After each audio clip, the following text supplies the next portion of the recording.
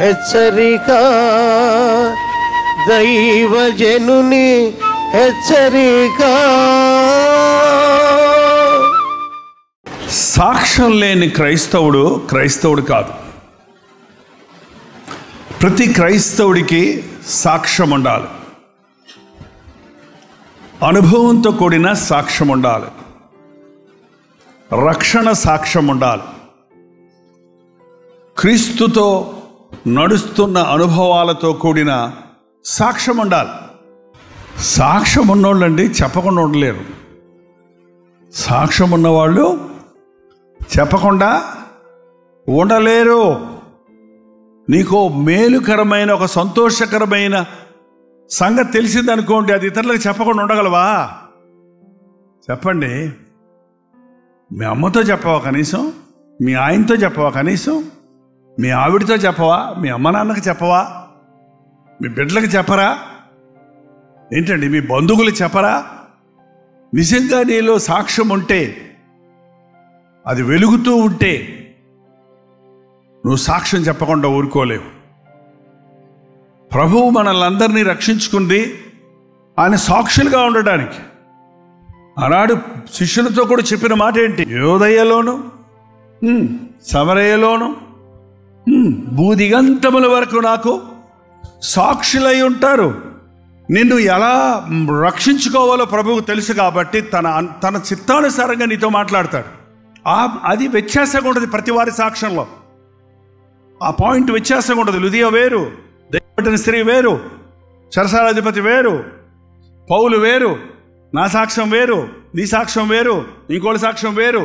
ఆ సాక్ష్యాన్ని సరిగ్గా చెప్పాలి. అది వ్యక్తిగత అనుభవం. క్రీస్తుతో వ్యక్తిగతమైన అనుభవం పొందటమే సాక్ష్యం యొక్క ఎసెన్స్. ముందుది వెనకది వాటి రిజల్ట్స్, దాని ప్రతిఫలం.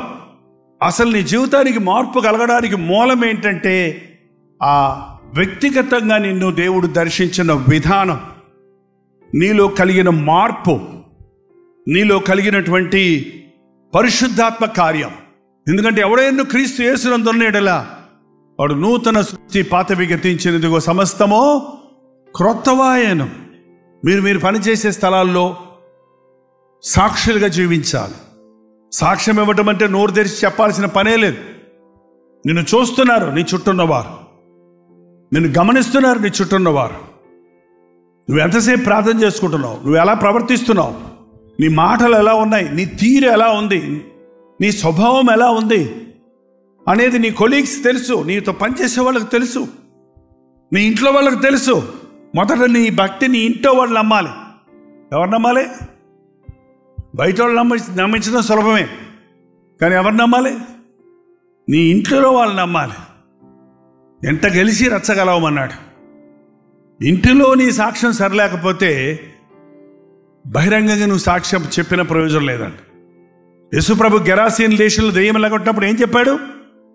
ఎవరి దగ్గర సాక్ష్యం చెప్పమన్నాడు? గెరాసీన్ దేశంలో చెప్పమన్నాడా? నాతో వచ్చి మీటింగ్లన్నింటిలో చెప్పమన్నాడా? నీ ఇంటి వారి దగ్గరికి వెళ్ళి నీవు చూపించుకొని సాక్ష్యం చెప్పపో. నీ ఇంటి వారు నిన్ను చూశారు, ఇష్టం వచ్చినట్టు తిరగటం, గాయాలు చేసుకోవటం, మూర్ఖతగా ప్రవర్తించడం. ఇప్పుడు పోయి స్వస్థ చిత్తుడైన నువ్వు నిన్ను మార్చిన దేవుడు ఎంత గొప్పవాడో తెలుసుకుంటకు, నీ బ్రతుకులో ఎంత గొప్ప మార్పు కలిగిందో వారు గ్రహించటకు నీ ఇంటి వారి దగ్గరికి వెళ్ళు, నీ స్వదేశంలోనికి వెళ్ళు. నిన్ను చూసిన వాళ్ళందరి దగ్గరికి వెళ్ళమంటే వెళ్తే దెకపల్లి అనే ప్రాంతం అంతా అతను పోయి సాక్ష్యం ఇచ్చినప్పుడు అనేకులు ప్రభువునందు విశ్వాసం ఉంచారు. సాక్ష్యం లేకపోతే మోకాళ్ళ మీద పడి ప్రభుతో పెనుగులాడి, నువ్వు నన్ను ఆశీర్వదిస్తే కానీ నేను నిన్ను వదిలిపెట్టనని యాకోబు పెనుగులాడినట్లుగా పెనుగులాడి సాక్ష్యాన్ని సంపాదించుకోండి, ఒక వాగ్దానాన్ని సంపాదించుకోండి.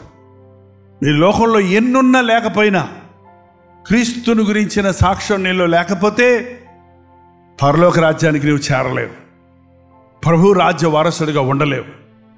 నీ డిగ్రీల కంటే నీ భక్తి ఆచారాలు పద్ధతులు, నీకున్న టాలెంట్స్ వరాలు ఎన్నున్న అది వేరే సంగతి.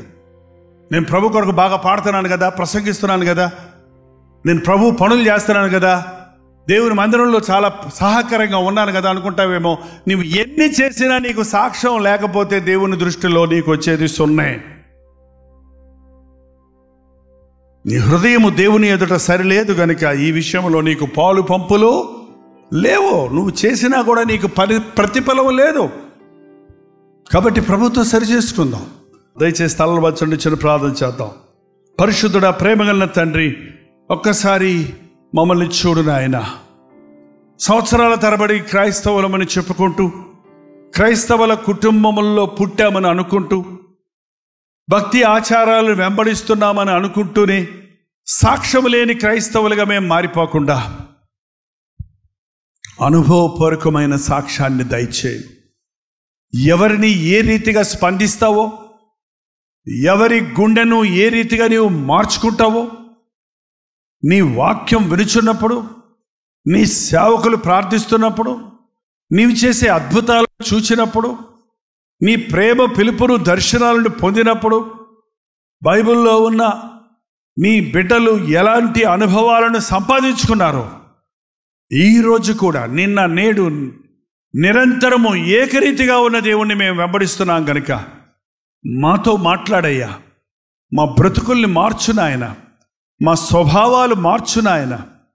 మా భక్తి నోటి మాటల్లో కాక మా జీవితంలో మిళితమై ఉండడానికి సహాయం చేయము.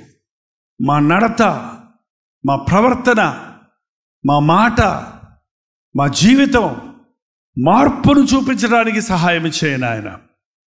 పాత వాటిని విడిచి నూతన మార్గములు నడిచేవారిగా, పాప జీవితాన్ని విడిచిపెట్టి పరిశుద్ధంగా బ్రతికే వారిగా ఉండుటకు మా ఒక్కొక్కరికి నీ సహాయము చేయమని క్రీస్తు నామములో అడుగుచున్నాము తండ్రి, ఆమేన్.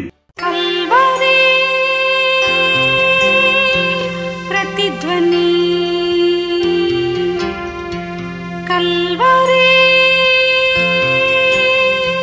ప్రతిధ్వని